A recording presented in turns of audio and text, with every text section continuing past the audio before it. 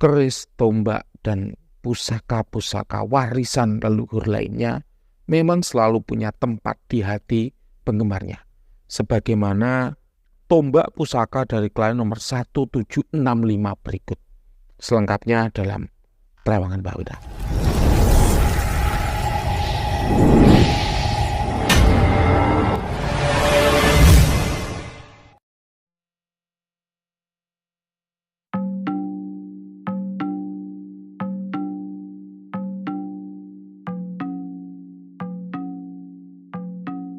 Halo para lovers and haters dimanapun Anda berada, baik yang ada di dalam nyata maupun alam gaib, apa kabarnya? Salam cerdas bersupranatural. Berjumpa kembali dengan Mbah Wira, Guru Besar Padepokan Sengkelat, Rajanya Azimat. Hari ini Kamis 4 Juli 2024 jam 21 petang. Kita sedang melayani klien nomor 1765 yang menerawangkan sebilah tombak pusaka. Tombak ini Mbah Wira tidak tahu belinya di mana, harganya berapa, atau praktisi yang membuat siapa. Mohon maaf, Mbah Wira tidak berani tanya dan juga tidak ingin tanya, supaya hasil terawangan itu tetap objektif tanpa dipengaruhi oleh rasa sungkan atau segan akibat Mbah Wira kenal dengan siapa pembuatnya. Tombak ini Mbah Wira yakini merupakan tombak yang asli tua apabila dilihat dari meteorit penyusun bilahnya.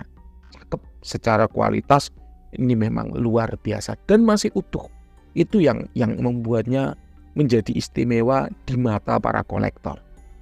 Tombak ini Mbah Wira periksa dengan beberapa metode. Yang pertama, metode vibrasi energi. Kenapa? Karena yang namanya sebuah benda bertuah, ya, apalagi tombak-tombak pusaka seperti ini, ya lazimnya selalu mengandung energi. Karena melalui proses pembuatannya fisika kimiawi, kemudian ritual doa secara magic, semua pasti melibatkan energi. Energi yang terlibat ada 3 macam. Yang pertama yaitu energi alam. Normal sekali apabila benda-benda pusaka seperti ini mengandung energi alam. Kenapa? Karena bahan penyusunnya sudah dipilih bahan-bahan yang memang secara alamiah bagus untuk menyimpan energi yang berasal dari alam. Besinya, bajanya, batu meteornya, ya, untuk menghasilkan nikel sehingga memberikan pamor yang cantik pada pusaka itu semua normal mengandung energi alam. Nah, untuk tombak pada klien 1765 ini, kalau menurut Mbah Wira, ini mengandung energi alam namun terkunci dengan rapat. Entah karena tidak jodoh dengan pemilik yang sekarang, entah karena belum ditayuh, entah karena memang dikunci oleh penggunanya karena memang hanya memanfaatkan sisi keindahannya saja, dan sisi esoterisnya ditutup rapat-rapat supaya aman ketika dibawa kemana saja. Wallahu alam. Coba kok beda dengan hasil terawangan-terawangan sebelumnya. Kalau sebelumnya itu nggak ada tuh unsur dikunci dan sebagainya. Betul. Karena seiring dengan berkembangnya zaman, seiring dengan bertambahnya pengalaman, Mbah Wira jadi tahu, oh ternyata ada memang kolektor pusaka yang sengaja mengunci sisi esoteris dalam suatu pusaka agar tidak memberikan manfaat apapun bagi penggunanya, bagi pemiliknya, bagi penyimpannya selain hanya sisi keindahan bilahnya saja. Ada, namanya manusia bermacam-macam, kita tidak bisa berkilah karena memang manusia menyimpan pusaka motifnya bermacam-macam, tidak hanya gemar dengan sisi esoteris atau magicnya saja. Ada kalanya mereka hanya mengagumi keindahan pamor, keindahan bentuk, keindahan seni tempat dan sebagainya. Nah ini, ya, jadi kalau menurut Mbah Wira, tombak dari klien 1765 ini mengandung energi alam namun dikunci di dalamnya.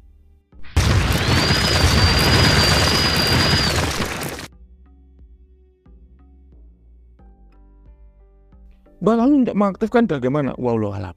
Mbah Wira kurang paham karena Mbah Wira tidak menekuni dengan dalam, ya, dunia perpustakaan. Kalau azimat, Mbah Wira bisa mengaktifkan azimat-azimat yang inaktif. Kalau pusaka, terus terang Mbah Wira kurang menguasai. Gitu. Namun kalau dari segi vibrasi energi, memang energi alamnya ada, namun sifatnya terkunci.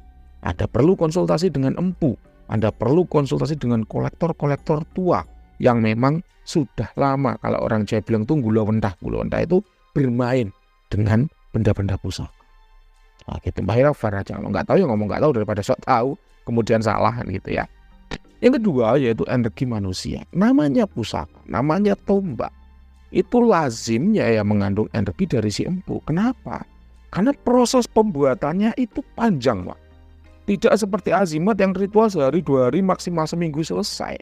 Pusaka itu bisa bertahun-tahun, Pak. Ya. Dan dalam proses pembuatannya, pusaka itu dipukul, dipanasi, dilipat, dipukul, dipanasi, dilihat, dipegang, celupin ke minyak rendaman, kemudian dipukul lagi, dilipat lagi. Ada kalanya juga dibawa meditasi, bertapa, dibawa berpuasa, dibawa wirid, dibawa menyendiri ke tempat-tempat wingit. Supaya apa? Supaya dalam rangka membuat si pusaka itu, si pembuat dapat petunjuk, ya, jadi hidayatullah yang baik. Sehingga kemudian keris atau tombak pusaka yang dihasilkan membawa dampak yang baik juga bagi penggunanya, dan itu lazim dilakukan oleh empu zaman dahulu. Seperti keris Kiai Sengkelat punyanya Majapahit. Itu dalam proses pembuatannya tirakatnya panjang, sehingga akhirnya si keris itu memiliki daya esoteris yang luar biasa, bahkan bisa menyingkirkan penyakit. Wallahu alam ya. Sejarahnya begitu, benar salahnya ya sejarahnya tertulis begitu. Jadi lazim Pak ketika pusaka itu mengandung energi dari si pembuat, karena memang digembol.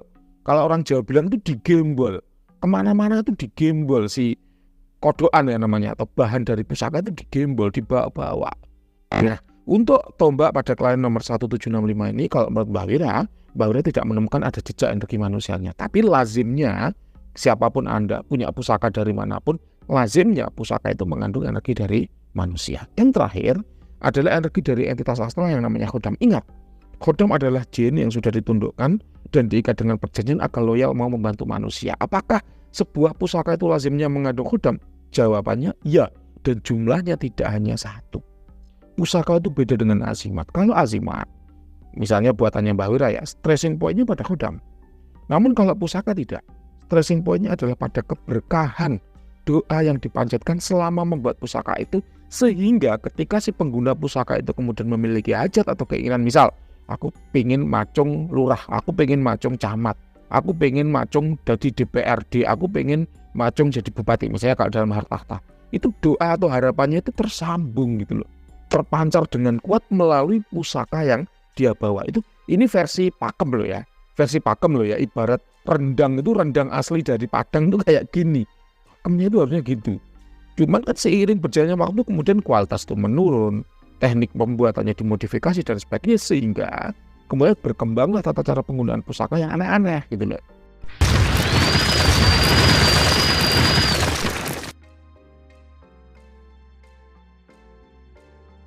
Tapi harusnya pusaka itu seperti itu.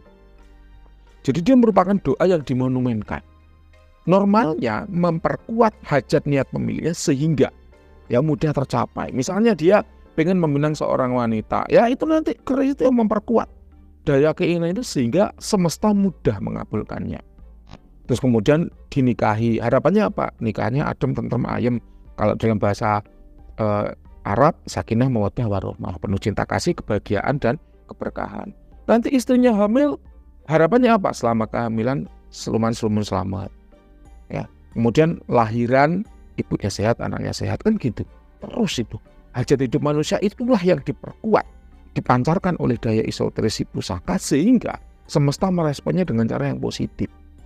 Nah, tombak ini pun mengandung sisi esoteris itu, mengandung bukan khodam kalau saya bilang, mengandung entitas astral yang bersemayam di dalamnya. Namun dia, mohon maaf, kalau menurut Mbak Wira, tidak jodoh dengan pemilih yang sekarang. Makanya ketika klien nomor 1765 ini bertanya, Mbah tanya apakah keris ini, apakah khodam ini berkhodam, apakah tombak ini berkhodam? Jawabannya dia tidak berkhodam. Namun ada entitas astral yang bersemayam dalam benda itu dan sifatnya sangat positif. Jadi kalau sudah seperti ini, kita bisa menyimpulkan bahwa tombak ini mengandung jin. Namun jin ini tidak jodoh dengan pengguna yang sekarang. Makanya dia tidak menjadi khodam atau pembantu bagi si pengguna tombak ini. Bisa dipahami ya. Kapan hari ada tuh? Ya, Mbak Wira bocil juga ya tanya, Mbah, benda ini berkhodam tidak? Mbak Wira bilang, benda ini tidak berkhodam.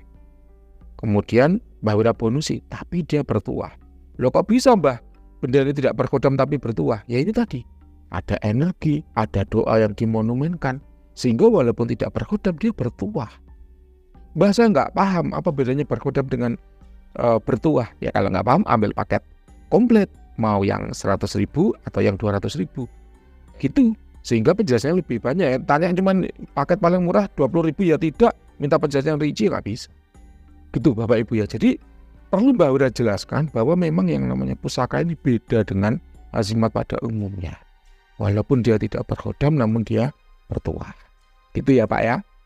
Nah, seperti apa sosok entitas astral yang bersemayam dalam tombak milik klien 1765? Kalau menurut Mbak Wira, sosoknya laki-laki gagah ya, badannya tegap besar, perawakannya mirip Pak SBY, mirip Pak SBY. Mbah kok sering kali memberi contoh dengan sosok presiden, karena tidak ada warga negara Indonesia yang nggak kenal dengan presidennya. Makanya Mbak Wira mudah kalau memberi contoh presiden. Kalau Mbak Wira kasih contoh Bupati Malang itu susah, banyak yang nggak kenal. Kalau Pak SBY itu semua kenal gitu ya. Jadi sosoknya gagah, tinggi besar, memakai baju biru-biru dan selendang biru-biru, bagus banget. Ini kalau menurut Mbak Wira ya, ini adalah sosok kalau jin berdarah biru. Jadi dia masih merupakan keturunan entitas yang high value, high class. Jadi memang secara garis keturunan dia istimewa, bangsawan lah kalau di dunia manusia.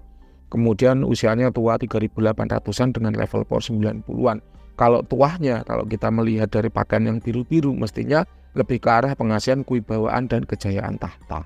Loh Mbah, kok pusaka-pusaka itu seringkali kok asihan kewibawaan, proteksi kejayaan tahta, kok nggak ada tuah-tuah lain? Ya karena memang orang zaman dulu butuhnya itu Pak. Kita logik aja. Orang zaman dulu, zaman penjajahan butuhnya apa? Paling proteksi keselamatan kebal, supaya nggak gampang mati ditembak penjajah kan gitu.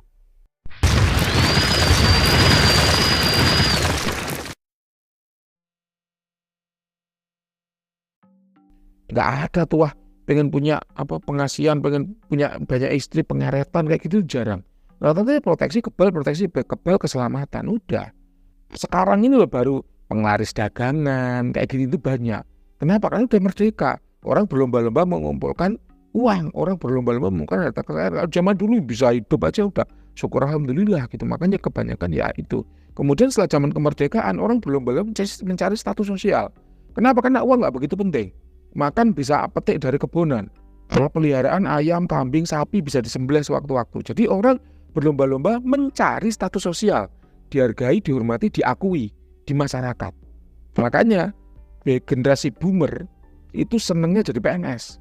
Kenapa? Karena kalau udah PNS dihormati, dihargai, disegani. Nah, semakin ke sini ya generasi kita milenial dan sebagainya, biaya makin mahal, Pak. Ya, pendidikan semakin mahal, kesehatan semakin mahal, sehingga kita bergeser. Nggak begitu lagi butuh status sosial, tapi butuhnya uang. Kehidupan yang nyaman, yang aman dari sisi finansial. Maka dari itu ya tombak-tombak seperti ini paling itu hanya gitu-gitu aja. Kewibawaan karir, ya kewibawaan, kejayaan karir, gitu. Termasuk ini nih, ASEAN kewibawaan dan kejayaan karir, gitu. Ya, apakah hal ini bisa diaktifkan, Mbak? Mestinya bisa, tapi Mbak Wira nggak ngerti caranya. Ya, kalau kodamnya dinego, Mbak, mau nggak? Belum tentu. Jadi bisa mau bisa tidak, tapi jawabannya belum tentu. Mbak Wira juga belum mencoba kan karena ya. Tapi andai kata Mbak Wira disuruh nego kodam keris ini, mending kalau Mbak Wira ya, Mbak Wira ready kodam kewibawaan dan kejayaan karir yang usianya lebih tua dan jelas-jelas sudah Mbak Wira tundukkan dan sudah Mbak Wira ikat dengan perjanjian agar patuh loyal mau membantu manusia. Bisa nggak Mbak kodam Mbak Wira dimasukkan dalam tombak-tombak seperti ini? Jawabannya bisa. Gitu ya. Jadi kalau Mbak Wira daripada menundukkan jin yang Mbak Wira kan nggak ikut memfilter tuh. Ya, masuknya jin dalam benda ini kan nggak ikut memfilter. Mending kalau Mbak Wira yang produk Mbak Wira yang jelas-jelas aja. Ya, kalau mau dipakai itu lebih safety untuk Anda gitu. Demikian yang bisa Mbak Wira sampaikan. Silahkan kalau ada yang kurang jelas boleh ditanyakan ya. Oh iya asalnya dan sebagainya gimana Mbak? Kalau ini merupakan jin yang hidup di daratan, dia punya peradaban, punya perkampungan ya. Ini usia sudah, level sudah, tua sudah ya. Aman tanpa dampak negatif, ini white entitas ya. Jadi aman tanpa dampak negatif. Andai kata kok Anda suka mengoleksi tombaknya saja, kemudian Anda simpan itu aman, nggak ada masalah ya. Jadi dia tanpa dampak negatif, dan tombak ini nggak kosong loh, dia ada jinnya meskipun bukan kodam, sehingga tidak rawan ditempati oleh jin liar begitu. Demikian yang bisa saya sampaikan. Kalau Anda melakukan terawangan kepada Mbak Wira, jangan sungkan. Kalau ada informasi yang lupa belum Mbak Wira sampaikan, tanyakan aja. Mbak tadi yang ini belum Mbak ini informasi yang ini belum, nanti akan Mbak Wira jelaskan. Gitu. Kita diskusi dengan santai, ada 24 jam waktu free konsultasi ya, bagi siapa yang melakukan terawangan. Terima kasih, semoga bermanfaat, sehat selalu. Oke, ada tanggapan dari klien ya. Selamat pagi Mbak Wira, terima kasih, saya puas dengan terawangannya. Alhamdulillah kalau puas. Kemudian tombak itu bukan milik saya Mbah, tapi saya ingin memaharkan tombak itu. Pertanyaan saya, apa cocok dengan saya? Jawabannya gini Pak, apa cocok dengan saya? Maka saya bilang si jin dari tombak itu tidak pemilih. Ya, si jin dari tombak itu tidak pemilih, sehingga dia bersedia ikut siapapun ya, dengan tidak membawa dampak negatif. Karena ketika seorang itu memiliki pusaka, ada 3 dampak yang ditimbulkan. Dampak positif ketika tuahnya jalan, dampak negatif ketika membawa kerusakan, membawa kerugian. Itu udah ada tuh di video terakhirnya konten Mbah Wira ya. Itu ada pusaka-pusaka yang dibawa oleh seorang, dan setelah membawa pusaka-pusaka itu dia jadi nggak bisa nabung sama sekali. Jadi bener-bener uangnya itu habis datang. Itu berarti dampak negatif namanya.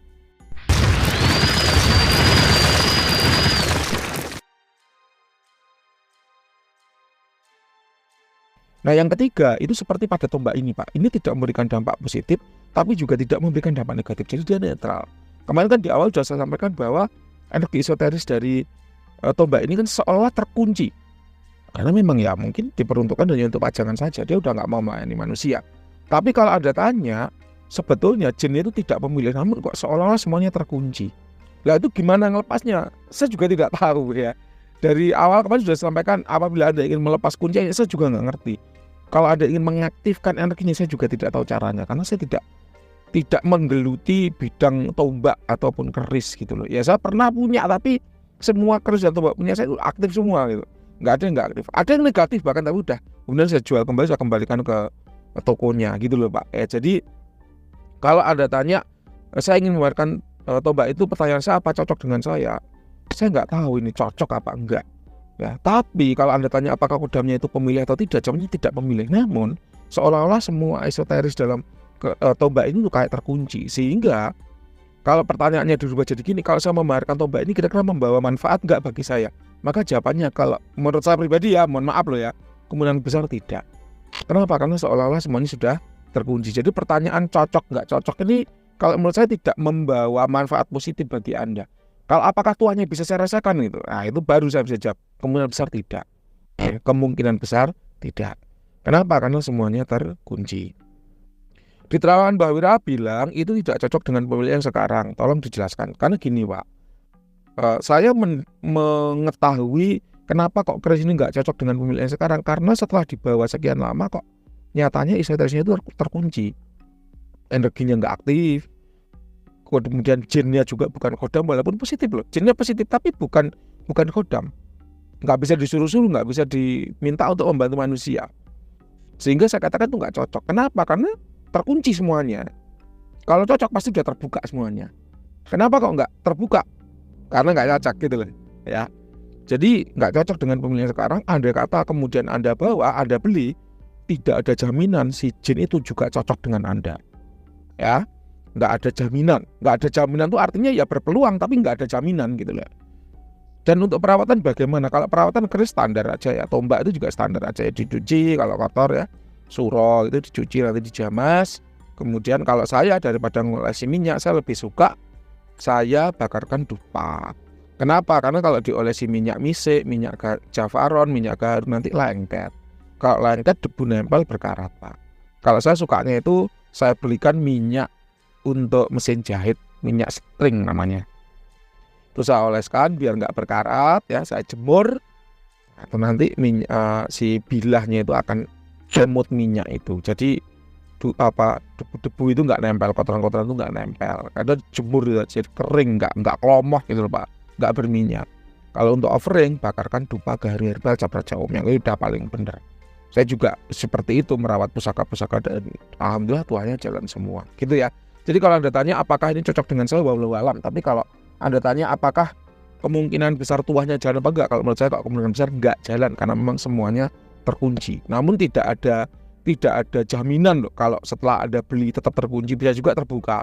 Tapi bisa juga tetap terkunci. Dan kalau menurut saya pribadi, ya mohon maaf kalau salah, ya sebagian besar atau kemungkinan besar tetap terkunci walaupun sudah Anda beli gitu.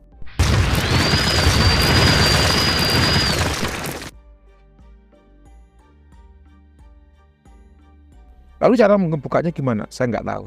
Itu biasanya empu-empu gitu yang tahu. Ya nanti kalau misalnya Anda nemu empu yang bisa mengaktifkan, ya silakan dibeli, lalu Anda aktifkan, lalu Anda rasakan, Anda amati tuahnya beneran jalan sesuai yang dikatakan sama si empu itu apa enggak. Karena kalau menurut saya kok tetap nggak jalan gitu. Ya ini mohon maaf loh ya, ini pendapat pribadi saya. Silakan kalau ada yang kurang jelas boleh ditanyakan. Apabila Bapak Ibu itu hanya penasaran, ingin bertanya apakah benda yang dimiliki itu berkhodam atau tidak, maka Bapak Ibu bisa memanfaatkan paket iya tidak. Paket iya tidak itu murah, hanya 20.000 per pertanyaan. Bebas tanya apapun selama jawabannya ya atau tidak. Contoh, Mbah, apakah benda ini berkhodam? Maka kalau ya, ya jawabannya ya berkhodam. Kalau tidak, maka jawabannya tidak berkhodam. Kalau udah jelas-jelas berkhodam, maka Bapak Ibu bisa melanjutkan. Apakah mau ambil paket hemat yang 100.000, apakah mau ambil paket eksklusif yang 200.000. Hal ini yang Mbah Wira keluarkan, program ini Mbah Wira keluarkan dalam rangka menjawab kegelisahan Bapak Ibu semua. Karena ada saja klien-klien itu yang gerundel, yang mengeluh ya ketika Mbah bayar mahal-mahal 200.000 ternyata bendanya kosong ya. Maka dari itu Mbah Wira keluarkan paket hemat, paket iya tidak gitu ya, dengan harga 20.000 saja. Jadi win-win solution. Anda sebagai orang yang punya asimat terbantu. Dengan cara apa? Nggak usah keluarkan 200.000, cukup keluarkan 20.000, Anda akan tahu apakah benda yang dimiliki berkhodam atau tidak, sehingga bisa memutuskan apakah mau lanjut ke paket hemat, apakah mau lanjut ke paket eksklusif. Sedangkan bagi Mbah Wira sendiri juga nggak merasa direndahkan, nggak merasa diremehkan. Kenapa?